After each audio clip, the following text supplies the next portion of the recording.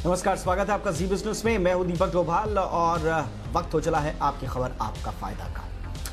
जून खत्म होने को है और जुलाई शुरू होने को है और कहा जा रहा है कि 1 जुलाई से अनलॉक 2 का एक नया काल शुरू होने वाला है। यानी कि हम अर्थव्यवस्था को और ज्यादा खोलने जा रहे हैं, बाजारों को खोलने जा रहे हैं, जिंदगी अब और ज्यादा बेहतर तरीके से पटरी पर लौट आएगी। इसमें यह भी कहा जा रहा है अनलॉक 2 में हो सकता है कि इंटरनेशनल फ्लाइट्स को भी हम खोलें, उस पर भी मंथन चल रहा है, विचार चल रहा है किस तरह से खोला जाए। मेट्रोज और लोकल ट्रेन्स को भी खोलने पर कोई फैसला हो सकता है। इसके अलावा एक जो बड़ा प्रेशर है वो है स्कूल्स और कॉलेजेस को खोलने का, शिक्षण संस्थानों को खोलने का। तो संभवतः इसी महीने अनलॉक 2 में ही इन तमाम चीज़ों पर भी फैसला हो सकता है। लेकिन क्या हम इसके लिए तैयार हैं? क्या ऐसा तो नहीं है कि हम संक्रमण के बढ़ने की तरफ एक संक्रमण को बढ़ने का न्योता दे रहे हैं? क्या हमारी तैयारियां पूरी हैं अनलॉक 2 के लिए? इस पर करेंगे आज हम चर्चा। पहले रिपोर्ट देख लीजिए, फिर मेहमानों के साथ लौटते हैं।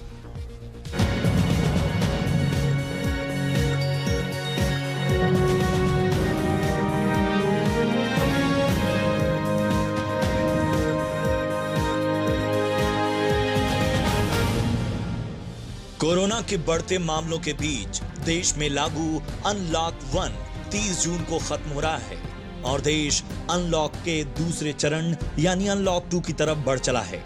खबर है कि मोदी सरकार 1 जुलाई से देश भर में अनलॉक 2 लागू करने जा रही है, जो पहले से ज्यादा राहत देने वाला हो सकता है।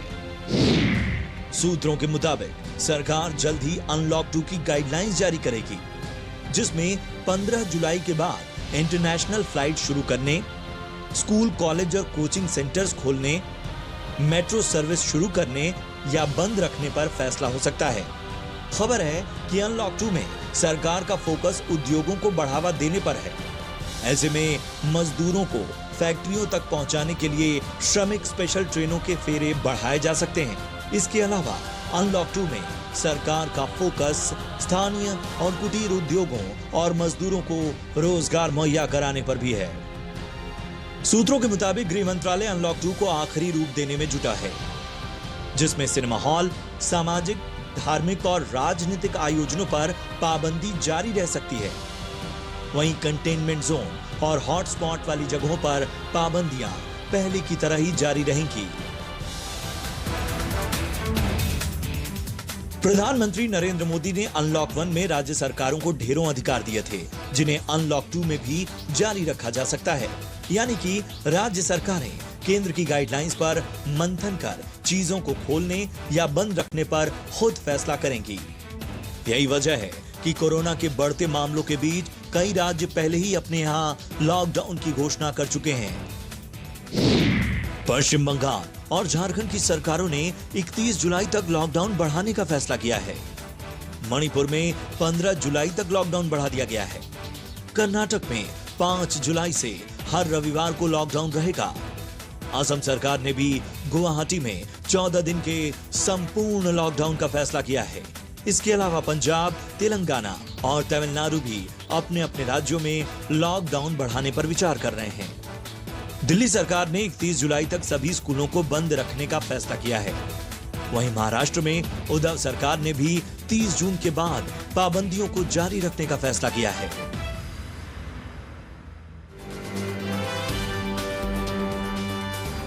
हालांकि बिजनेस हब होने के चलते मुंबई और आसपास के इलाकों में ऑफिस, फैक्ट्रियों को खोलने की इजाजत मिली हुई है, लेकिन मुंबई में कोरोना के बढ़ते मामलों के बीच मुंबई पुलिस ने अपनी अलग गाइडलाइंस पहले से ही जारी कर दी हैं, जिसके मुताबिक सिर्फ जरूरी काम होने पर ही घर से बाहर निकलने की इजाजत होगी। अपने घर से 2 किलोमीटर के दायरे में ही सामान खरीदने या सैलून जाने की इजाजत होगी। सिर्फ ऑफिस, हॉस्पिटल जाने के लिए 2 किलोमीटर की लक्ष्मण रेखा पार कर सकते हैं। सोशल डिस्टेंसिंग के नियम मान्य होंगे, तोड़ने पर कड़ी कार्रवाई होगी। जिन बाजार या दुकानों पर सोशल डिस्टेंसिंग का पालन नहीं होगा, उन्हें फौरन बंद करा दिया जाएगा। बिना वैध वजह से गाड़ी चलाने पर उन्हें जब्त कर लिया जाएगा। इसके अलावा रात के कर्फ्यू के नियम तोड़ने पर भी कड़ी कार्रवाई की जाएगी। सिर्फ जरूरी सेवाओं में ही लोगों को छूट मिलेगी। देश अनलॉक होने से डिरेल हो चुकी इकॉनमी तो जरूर पटरी पर लौटने लगी है, लेकिन इसकी बड़ी कीमत भी हम चुका रहे हैं। अब तक करीब 5.5 लाख लोग कोरोना की चपेट में आ चुके हैं। जबकि 16,500 लोग अपनी जान गंवा चुके हैं। ऐसे में अनलॉक 2 के नियम बनाते वक्त सरकार के सामने संक्रमण और अर्थव्यवस्था के बीच संतुलन बनाने की चुनौती होगी। ब्यूरो रिपोर्ट, जी मीडिया।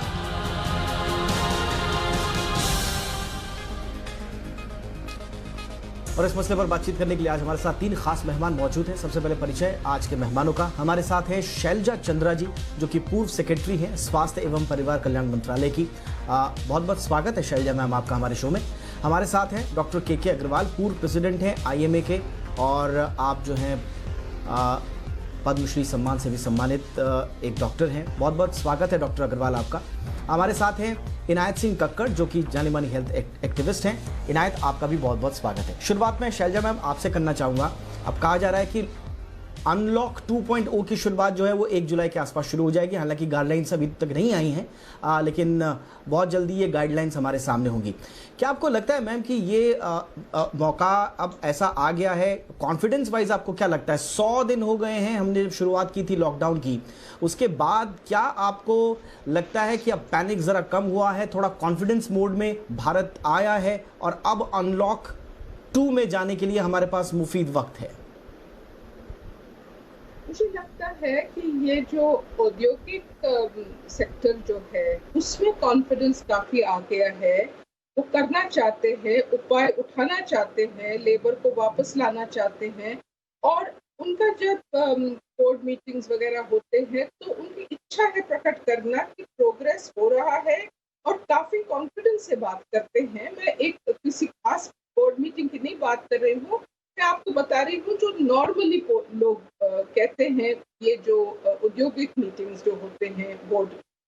पर दूसरी तरफ से मैं आज का उदाहरण दे रही हूँ कि किसी फेयरवेल पार्टी देनी थी, उसमें पैसे दिए गए थे कि आपको जो पसंद है वो आप खरीद लीजिए, गुलाब जामुन हो या रसमलाई हो, जो भी हो।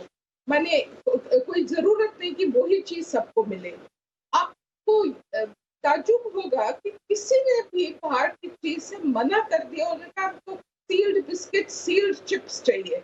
कोई भी मैन्युफैक्चर्ड चीज जो हम खरीद सकते हैं हलवाई से या कन्फेक्शनरी से या पेस्ट्री शॉप से नहीं लेने हैं। वो थोड़ा सा मुझे लगा जैसे इंसानियत पे थोड़ा सा अभी भी बहुत संकोच है कि बाहर की खरीदारी नहीं करेंगे। दूसरी जो बात है, ये एक तो हो गया औद्योगिक, एक तो हो गया पर्सनल लेवल पे, सिटीजन्स लेवल पे। तीसरी जो बात है कि एक तरफ से लोग कहते हैं कि बिल्कुल ठीक है, क्या फायदा, we can have a function, 10 लोग आ जाएंगे, बैठ जाएंगे हम अलग अलग। दूसरी जो एक विचार है कि जब वहाँ इतना कोविड फैल रहा है और किसी को मालूम नहीं कैसे फैल रहा है, तो ये गलत होगा कि आप लॉकडाउन लिफ्ट करो तो लोगों को लगता है कि सरकार ने पूरी जिम्मेवारी ली है, जबकि सरकार के पास कोई उपाय नहीं एक्सेप्ट सोशल डिस्टेंसिंग को अपनाना, कंटेनमेंट जोन्स बनाना। ये दोनों चीज एक हाथ में नहीं रख सकते, तो इसीलिए ये दोनों चीज बैलेंस करने पड़ेगी। मुझे लगता है कॉन्फिडेंस 35% आ गया है, 50% आने में 1 महीना कम से कम लग जाएगा। उसके बाद अगर कॉन्फिडेंस बढ़े तो फिर हम आगे बढ़ सकते हैं। ऑलराइट, यानी कि अभी कदम उठाएं, लेकिन थोड़ा सा सोच समझ के अभी बैलेंस बनाना बहुत जरूरी होगा। डॉक्टर अग्रवाल, शुरुआत में हमने देखा कि कोरोना का जब आउटब्रेक हुआ तो उस समय कोरोना का ग्राफ कम था, लेकिन डर का ग्राफ बहुत ज्यादा था। आज स्थिति क्या आपको लगती है कि कोरोना का ग्राफ तो थोड़ा सा ज्यादा बड़ा दिख रहा है, लेकिन डर का ग्राफ धीरे धीरे कम हो रहा है? तो क्या आपको लगता है ये वक्त है अनलॉक 2 में जाने का, और किस तरह का अनलॉक 2 होना चाहिए सर? 29 जून 2020 में डर निकल जाना चाहिए, because now in India, as far as India is concern, we know the triggers, we can prevent deaths, we can treat them early. That should be an exception, not the rule. Recovery should be the rule and not an exception. डर निकलना चाहिए, private sector खुल के सामने आए, government sector के साथ में मिलके इलाज करे। और आज की डेट में नॉन पल्मोनरी कोविड डेंजरस नहीं होता, बच्चों में कोविड डेंजरस नहीं होता, जिनका स्मेल एंड टेस्ट चला गया वो सीरियस नहीं होते, जिनका डायरिया चला गया वो सीरियस नहीं होते। अगर तीसरे, चौथे, पांचवें दिन अगर आप बीमारी को जल्दी पकड़ लो, then practically you can reduce every type of mortality by giving them antiviral drugs, low molecular weight heparin and corticosteroids. Okay तो आप यानी कि कह रहे हैं कि बहुत ज़्यादा कोरोना के बारे में अब रिसर्चेस भी सामने आ गई और हम एग्जैक्टली जानते हैं कि कोरोना से संक्रमित मरीज को एक्चुअल में कब उसको ट्रीटमेंट दिया जाए, कैसे ट्रीटमेंट दिया जाए। तो कॉन्फिडेंस अब आना चाहिए और डर को अब जाना चाहिए। लेकिन इस डर को जाने के लिए हमारी इंफ्रास्ट्रक्चर, जो हमारा बुनियादी ढांचा है, क्या वो तैयार है? अनलॉक 2 में जब हम जाएंगे तो स्वाभाविक सी बात है संक्रमण बढ़ने का खतरा भी होगा, लोग ज़्यादा से ज़्यादा एक्सपोज होंगे, बाहर जाएंगे, घुलेंगे मिलेंगे आपस में। ऐसे में क्या हमारी तैयारी बुनियादी लेवल पर है? इनायत, आपको क्या लगता है, आप जो देख रही हैं, क्या आपको लगता है कि हम अनलॉक 2 के लिए तैयार है इंफ्रास्ट्रक्चर वाइज? नमस्कार। देखिए, पहले तो मैं बोलना चाहूंगी कि मैं पिछले 3 महीने से एक समूह के साथ जुड़ के हम सामुदायिक स्तर पर लोगों को मदद कर रहे हैं स्वास्थ्य सुविधाएं एक्सेस करने के लिए। तो मैं जो भी बात रखूंगी वो इस अनुभव के ऊपर ही है। आपने डर की बात की, लोगों में ओवरऑल कोविड का डर थोड़ा कम हो रहा है, लेकिन अस्पतालों में जाने का डर बहुत बढ़ रहा है क्योंकि अभी भी हमारे अस्पताल पूरी तरह से तैयार नहीं है। जो इंफ्रास्ट्रक्चर बढ़ाया जा रहा है वो बेड कैपेसिटी बढ़ाई जा रही है, लेकिन इन अस्पतालों को मैनेज करने के लिए, यहाँ पे सुविधाएं देने के लिए डॉक्टर, नर्स और जो बाकी स्वास्थ्य कर्मी हैं उनकी जो शॉर्टेजेस हैं स्टाफ की, वो नहीं बढ़ाई जा रही हैं। पिछले 10 दिन में जो जीटीबी अस्पताल कोविड अस्पताल है, उनकी टीचर्स एसोसिएशन ने एक चिट्ठी लिखी है वाइस चांसलर को कि कम से कम 103 डॉक्टर्स की कमियां हैं तो उनको पूरा किया जाए। तो ये डॉक्टर्स और हेल्थ केयर वर्कर्स हमारे पास पूरे नहीं हैं और पिछले 3 महीने से जो डॉक्टर्स और हेल्थ केयर वर्कर्स लड़ रहे हैं इस बीमारी के साथ, अब हम देख रहे हैं कि उन पे भी काफी प्रेशर आ रहा है, उनके मेंटल हेल्थ पे काफी जोर पड़ रहा है और उनको सपोर्ट करने के लिए सुविधाएं नहीं है। एक तरीका जो अपनाया गया था इंफ्रास्ट्रक्चर बढ़ाने के लिए, कैपेसिटी बढ़ाने के लिए, वो ये था कि प्राइवेट अस्पतालों को भी जोड़ लिया गया है। लेकिन प्राइवेट अस्पतालों की जो मुनाफाखोरी है, जो एक्सेसेस हैं, उन पे रोकथाम लगाने के लिए सरकार ने एडिक्वेट मेजर्स या उपाय नहीं लगाए हैं। दिल्ली सरकार ने अभी रेट कैपिंग ऑर्डर पास किया था, लेकिन उस ऑर्डर में सिर्फ 60% जो बेड है उन पे रेट कैप किया है। इससे जो प्राइवेट अस्पताल हैं उनको ये लीवे मिल जाता है कि जो बाकी बेड हैं उन पे भी मुनाफाखोरी करें, और क्योंकि कोई ट्रांसपेरेंट तरीके से पब्लिक डोमेन में जानकारी नहीं अवेलेबल है कि कितने बेड खाली हैं, किस्म के जो बेड हैं कि आईसीयू बेड कितने खाली हैं, आईसीयू वेंटिलेटर बेड कितने खाली हैं और जनरल वार्ड में बेड कितने खाली हैं, इस पे कोई जानकारी नहीं है।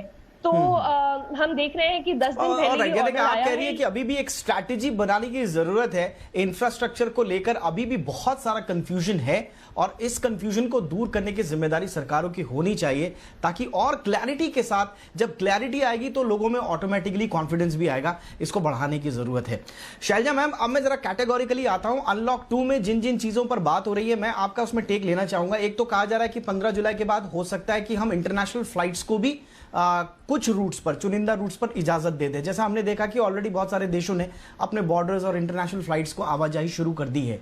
क्या आपको लगता है कि अभी हमको इंटरनेशनल फ्लाइट्स खोलने का फैसला लेना चाहिए या हमें थोड़ा रुकना चाहिए? अभी मुझे लगता है कि किस देश से फ्लाइट्स आ रहे हैं उसके ऊपर बहुत ध्यान देना चाहिए। इस वक्त हमारे इंटरनेशनल फ्लाइट्स 2 वे होते हैं, 1 वे नहीं होते हैं। तो अगर आप यूएस जाना चाहे, ईयू जाना चाहे, वो मना करेंगे आपको लेने को भी, बिकॉज उनको लगता है इंडिया से थ्रेट है। हम लोगों को जरूर यूएसए से बहुत थ्रेट है। ईयू में थोड़ा तो कंट्रोल तो हो गया है, यूएसए के मुकाबले में तो वो काफी आगे है, बट फिर भी मैं समझती हूँ कि ये एक बायलैटरल चीज होनी चाहिए और ये बायलैटरल डिसीजन एक कंट्री नहीं ले सकता कि हम खोल देंगे जब तक दूसरा कंट्री आपके पैसेंजर्स को एक्सेप्ट ना करे और वहां से भी वापस आने के लिए एक्सेप्ट ना करे एयरलाइंस।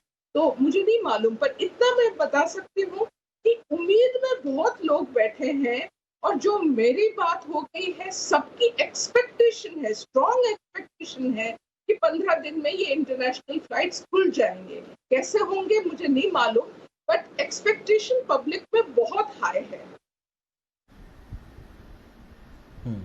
ऑलराइट, एक्सपेक्टेशंस तो हैं। डॉक्टर अग्रवाल, एक एक्सपेक्टेशंस लोगों की स्कूल, कॉलेजेस और शिक्षण संस्थानों को खुलने को लेकर है। आपको लगता है सर कि अभी इस महीने हमें कोई फैसला ले लेना चाहिए, क्योंकि ऑलरेडी हमने बोर्ड्स तो अपने रद्द कर ही दिए हैं, लेकिन बच्चों को स्कूल भी जाना है, ऑनलाइन क्लासेस कब तक चलाएंगे? आपको लगता है सर कि अभी वक्त है इसका, स्कूल्स के बारे में फैसला लेने का? स्कूल्स ग्रेजुअली ओपन हो जाने चाहिए, लेकिन ना सरकार कुछ करेगी ना कोई कुछ करेगा। बिकॉज जैसे ही आप खोलने की बात करोगे कोई सुप्रीम कोर्ट चला जाएगा, अल्टीमेटली ये मैटर सुप्रीम कोर्ट ही डिसाइड करेगी कि कब खुलेंगे कब नहीं। सरकार की तरफ से 1 जुलाई को खुल जाने चाहिए, but I am sure somebody will go to the Supreme Court कि नहीं खुलने चाहिए। अल्टीमेटली ये मैटर सुप्रीम कोर्ट में डिसाइड होगा। यस सर, ये थोड़ी विडंबना ज़रूर है कि हमारे यहाँ जो है एक सॉल्यूशन के बहुत सारे आयाम होते हैं। बहरहाल, लेकिन सर इंटरनेशनल फ्लाइट्स का जहाँ तक ताल्लुक है, आपका क्या सजेशन है सर? इंटरनेशनल फ्लाइट्स अगर चालू करते हैं तो कैसा डिसीजन होगा ये? जहाँ तक इंटरनेशनल फ्लाइट्स का सवाल है, ये ओपन होएंगे और जल्दी होएंगे, उसमें कोई डाउट नहीं है। बिकॉज अल्टीमेटली आपको इकोनॉमी खोलनी होगी और उसकी गाइडलाइंस बन के आएंगे कि कौन ट्रैवल कर सकता है, कौन नहीं ट्रैवल कर सकता। मेरे पॉइंट ऑफ व्यू से आज की डेट में ये बीमारी इतनी भयानक नहीं है कि हम पूरा इकोनॉमिकल लॉस पूरे वर्ल्ड का कर दें। तो 1 जुलाई से अनलॉक 2 की शुरुआत हो सकती है, इस पर गाइडलाइंस कभी भी आ सकती हैं और उम्मीद यही की जा रही है कि पिछली बार से ज़्यादा रियायत अब अनलॉक 2 में लोगों को दी जाएंगी। लेकिन क्या हम इसके लिए तैयार हैं, इसी पर कर रहे हैं हम चर्चा। इनायत के पास मैं फटाफट से चलूंगा। इनायत, एक तरफ हमारा जो हॉस्पिटल का इंफ्रास्ट्रक्चर है, जो हेल्थ इंफ्रास्ट्रक्चर है, उसको लेकर तो सवाल उठ ही रहे हैं, लेकिन जो चिंताएं कम होनी चाहिए थी हमारी हेल्थ वर्कर्स को लेकर, हमारे डॉक्टर्स को, नर्सेस को लेकर, जो चिंताएं पीपीई किट्स को लेकर या सैनिटाइजर्स या दूसरी चीज़ों को लेकर, मेरे ख्याल से अब तक इन चिंताओं को हमें दूर कर लेना चाहिए था। लेकिन अनफॉर्चुनेटली अभी भी देश के कई कोनों से हमें पीपीई किट्स की कमी, हेल्थ वर्कर्स के लिए ज़रूरी सेफ्टी मेजर्स की कमी, ये खबरें लगातार मिल रही हैं। कितना चिंताजनक लगता है आपको जब हम अनलॉक 2 में जाएंगे तो ये चिंताएं तो बरकरार हैं अभी? जी बिल्कुल, ये चिंताएं अभी भी बरकरार है। अभी भी रिपोर्टें आ रही हैं कि पीपीई पूरी तरह से अवेलेबल नहीं है। कुछ कंपोनेंट्स जैसे N95 मास्क नहीं होगा, फेस शील्ड नहीं होगा, तो पूरी तरह से ये पीपीई हेल्थ वर्कर्स को अवेलेबल नहीं है। उसके ऊपर हम देख रहे हैं कि जो प्राइवेट अस्पताल हैं वहाँ पे पीपीई के जो किट्स चार्ज किए जा रहे हैं, ये बहुत ज़्यादा रेट पे चार्ज किए जा रहे हैं और ये जो सारे कॉस्ट हैं ये पेशेंट्स को पास किए जा रहे हैं। तो एक तरफ हेल्थ केयर वर्कर्स के पास पीपीई नहीं है और दूसरी तरफ पीपीई के नाम पे पेशेंट्स का बहुत लूट हो रहा है।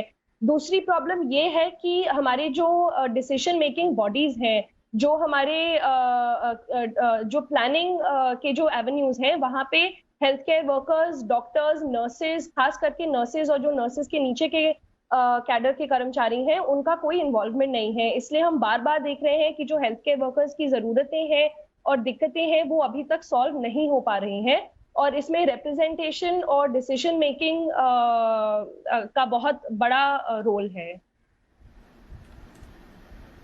जी हाँ, बिल्कुल। ये थोड़ा सा चैलेंज जो है, ये प्रशासनिक स्तर के जो चैलेंजेस हैं इनको भी कम से कम एड्रेस करना चाहिए। शैलजा जी के पास वापस चलते हैं। शैलजा मैम, अभी आपको प्रशासनिक स्तर पर किस तरह की चुनौतियां नजर आएंगी जिसका सरकार को ध्यान रखना होगा हर हाल में जब हम अनलॉक 2 में जाएंगे? मुझे लगता है फर्स्ट एंड फॉरमोस्ट एक सिंगल पॉइंट ऑफ अथॉरिटी होना चाहिए। इस वक्त तो एक बहुत अच्छा कदम लिया है कि भाई अच्छे जो ऑफिसर्स थे दूसरे मिनिस्ट्रीज में बाहर भी थे, उनको बुला के हेल्थ के कई माने सेक्टर्स, सब सेक्टर्स जो है हैंडल करने के लिए, कोई हॉस्पिटल कर रहा है, कोई सेंट्रल गवर्नमेंट से ये रख रहा है अपना कोऑर्डिनेशन, ये सब अच्छा है। पर अगर आप जैसे अभी तक हम देखते आते थे कि भाई यूनियन हेल्थ सेक्रेटरी और जो हेल्थ सेक्रेटरी स्टेट का है वो रोज पब्लिक को प्रेस कॉन्फ्रेंस के द्वारा या टीवी के ऊपर पूरा इसका बताते थे थे जो उनके प्रॉब्लम्स थे। ये नहीं कि भाई आंकड़े कितने हुए, कितने डेथ्स हुए, कितने केसेस हुए, पर अगर ये प्रॉब्लम आप फेस करते हैं तो क्या करना चाहिए। और ये प्रॉब्लम्स आते हैं और सबको मालूम है ऐसे प्रॉब्लम्स आते हैं। लोग जाते हैं किसी ऑर्डिनरी डिजीज के लिए, वहाँ पता चलता है कि कोविड भी लगा है। अब ये कोविड कैसे ट्रांसफर होगा, उनका पेशेंट, उनके साथ जो आए हैं उनको कोविड नहीं, उनको भी हो सकता है। ये सब डरने वाली बात तो है, पर अगर इसमें गाइडलाइंस एक पॉइंट से आ जाए और रोज वही पॉइंट रहे, तब तो पब्लिक कॉन्फिडेंस काफी बढ़ जाए।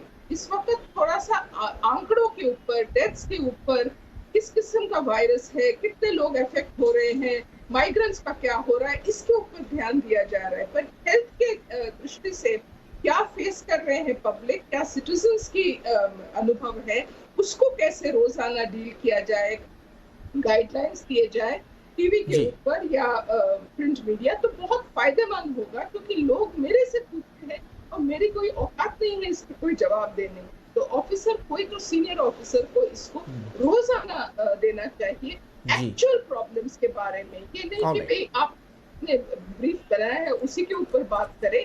ये जो मसले एक एक हॉस्पिटल में हो रहे हैं उसका कैसे समाधान होगा, ये तो किसी को हैंडल करना चाहिए डेली बेसिस।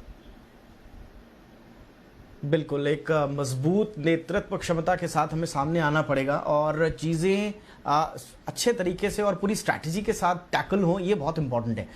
डॉक्टर अग्रवाल, मैं थोड़ा सा आपसे समझना चाहूँगा, इस बीच आप जैसा कह रहे हैं कि पैनिक भी कम हुआ है, उसको समझने में हमें, वायरस के चीज़ों को समझने में हमें आसानी हुई है। सर, इस बीच जो कई दवाइयों के नाम आए हैं, क्या ये दवाइयों पर हम अभी स्थिति में हैं कि हम पूरी तरह से विश्वास करें? डेक्सामेथासोन आई है, इसके अलावा बहुत सारी दवाइयों के भी नाम चल रहे हैं। क्या आपको लगता है कि ये दवाइयाँ एक जो इलाज सही दिशा में जा रहा है, खोज और रिसर्च सही दिशा में जा रही है हमारी? देखिए, अगर आप ट्राइज करें ध्यान से तो जिन लोगों का टेस्ट एंड स्मेल गया है वो अपने आप रिकवर कर जाएंगे, दवाइयां दो या ना दो। जिन लोगों को लूज मोशन हो रहे हैं वो अपने आप रिकवर कर रहे हैं। जिन लोगों को तीसरे या चौथे दिन निमोनिया हो रहा है, ये सीरियस हो रहे हैं, इन पेशेंट्स को अगर टाइमली ऑन डे 3 और डे 4, जिस दिन आपने निमोनिया पकड़ लिया, उनको आप नई एंटीवायरल दवाइयां, डेक्सामेथासोन और साथ में लो मॉलिक्यूलर वेट हिपैरिन समय पे दे दे तो आप इनको सीरियस होने से बचा सकते हैं। जितनी भी नई दवाइयां हैं वो सब उन लोगों के लिए हैं जो तीसरे या चौथे दिन सीरियस हो रहे हैं। हमारे यहाँ पे क्या हो रहा है, लोग लेट आ रहे हैं, आते ही 48 घंटे में मर जाते हैं। आप कुछ कर नहीं सकते अगर आप लेट आ रहे हो तो। अगर आप समय पे आओगे तो आपके बचने की पूरी संभावना है। हो क्या रहा है, लोग 3 दिन तक वेट कर रहे हैं रिपोर्ट का। अरे रिपोर्ट का क्यों वेट कर रहे हो, समय चला गया। अब क्लिनिकली हमें पता है कि ये वायरस है कि नहीं है, हमें रिपोर्ट की जरूरत नहीं है। अगर आप तीसरे दिन टेस्ट कराओगे, छठे दिन रिपोर्ट आएगी, तब तक तो आप सीरियस हो गए। सो इसलिए क्लिनिकल बेसिस पे 3rd, 4th, 5th डे, देखिए मैं 3 दिन बोल रहा हूं, अगर आपने तीसरे, चौथे, 5वें दिन अगर आपने बीमारी की सीवियरिटी पकड़ ली तो आप उसको सीरियस नहीं होने दोगे। अगर एक आदमी 7वें, 8वें दिन आ रहा है सीरियस होके, फिर वो सीरियस ही रहेगा, फिर उसकी मोर्टेलिटी वायरस से नहीं होगी, जो डैमेज हो गया उससे होगी। याद रखिए, ये वायरस मेरे शरीर में घुस के 3 दिन रेकी करता है, चौथे, 5वें, 6ठे दिन डैमेज करता है, 7वें, 8वें दिन बाहर निकलने की कोशिश करता है, और 9 दिन के बाद में it is post Covid status कि जो डैमेज कर गया उसे डैमेज कंट्रोल को मैं रिकवरी कैसे करूं। ये अगर आपने प्रिंसिपल याद रख लिया तो आपको इसको मैनेज करना बड़ा आसान हो जाएगा। फेयर इनफ सर, मुझे लगता है बहुत इंपॉर्टेंट इन्फॉर्मेशन जो है आपने दी है। इससे कॉन्फिडेंस थोड़ा आना चाहिए। समय पर इलाज अगर हो जाए, समय पर पहचान हो जाए, रिपोर्ट का इंतजार आप ना करें, लक्षण अगर आपके पास है तुरंत डॉक्टर से कंसल्ट करें, समय पर इलाज अगर शुरू करें तो मोर्टेलिटी बहुत कम होगी। वैसे हमारे देश में ऑलरेडी मोर्टेलिटी बहुत कम है, ये एक थोड़ी अच्छी बात जरूर है। इनायत, मैं फटाफट से आपके पास आना चाहूंगा। एक चीज जो रह गई है, मेट्रोज को शुरू करने की बात हो रही है, लोकल ट्रेन्स को शुरू करने की बात हो रही है और सरकार को इसी बीच में फैसला लेना है अनलॉक 2 में, अब क्योंकि प्रेशर बहुत है सरकार के पास, जैसा शैलजा मैम भी बता रही हैं, इंडस्ट्री का प्रेशर है, लोगों का प्रेशर है, जॉब्स का प्रेशर है, सबको प्रेशर है, सब चाहते हैं कि शुरू हो। आपको लगता है कि ये सही फैसला होगा अभी मेट्रोज और लोकल ट्रेन्स को खोलने का? देखिए, ये तो बिल्कुल जाहिर सी बात है कि इकोनॉमिकली लोगों को नौकरियों पे जाना शुरू करना पड़ेगा एक इकोनॉमिक पॉइंट ऑफ व्यू से। लेकिन प्रॉब्लम ये है कि किस तरह से फिजिकल डिस्टेंसिंग जो है उसको इन्फोर्स किया जाएगा। हम बार-बार टीवी पे देख रहे हैं कि जो हमारे पॉलिटिकल लीडर्स हैं वो ही ठीक से मास्क नहीं पहनते हैं। इसी तरह से लोग भी अभी तक इसको जो फिजिकल डिस्टेंसिंग, मास्क पहनना, ये सारे मेजर्स हैं, ये सीरियसली नहीं ले रहे हैं। लेकिन मैं एक बात और बोलना चाहूंगी कि मैं इस बात से संतुष्ट नहीं हूं कि लोग डिले कर रहे हैं हॉस्पिटल्स में जाने के लिए। लोग टेस्ट रिपोर्ट्स का इसलिए इंतजार कर रहे हैं क्योंकि बिना टेस्ट रिपोर्ट्स के लोगों को अस्पतालों में लिया नहीं जा रहा है। अस्पताल, हमने केस हैंडल किया था, उस महिला को ब्रेन स्ट्रोक था और कोविड के सिम्टम्स थे, लेकिन उनको बहुत भगाया गया कि आप टेस्ट रिपोर्ट लेके आइए, नहीं तो आप ये कंफर्म लेके आइए। तो ये बात बिल्कुल ठीक नहीं है कि लोग अस्पताल नहीं जा रहे हैं। लोगों को जानकारी देने की जरूरत है कि आप, अगर आपको कोविड सिम्टम्स है तो आप कहां जाएं। ये थोड़ा आपने बिल्कुल सही तरफ आप इशारा कर रही हैं, आप बिल्कुल सही तरफ इशारा कर रही हैं, क्योंकि रिपोर्ट्स वाकई में ऐसी भी आई हैं कि डॉक्टर्स जो है वो भर्ती करने से ही मना कर देते हैं जब तक रिपोर्ट ना आए। डॉक्टर्स कहते हैं पहले रिपोर्ट लाइए, उसके बाद हम आपको भर्ती करेंगे। तो बहरहाल ये एक नए बहस का विषय है। फिलहाल आज के लिए मुझे शो को यहीं वाइंड अप करना होगा। बहुत बहुत शुक्रिया शैलजा मैम, आप हमारे शो में आई, वक्त निकाला, थैंक यू। इनायत, आपने भी वक्त निकाला। डॉक्टर के अग्रवाल, हमेशा की तरह आपने भी महत्वपूर्ण वक्त दिया। थैंक यू सो मच आप तीनों का, बहुत बहुत शुक्रिया। इस शो में इतना ही, नमस्कार।